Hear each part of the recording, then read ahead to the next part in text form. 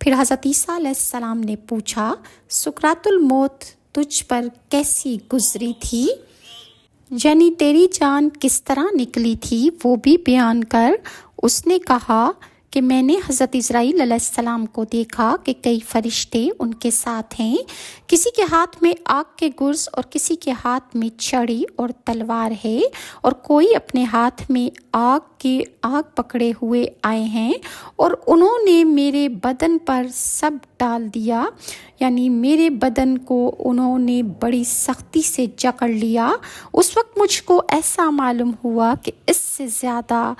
تیز تر آگ کوئی نہ ہوگی، یعنی جن فرشتوں نے ہاتھ میں اپنے آگ پکڑ رکھی تھی انہوں نے وہ آگ میرے سینے پر ڈال دی۔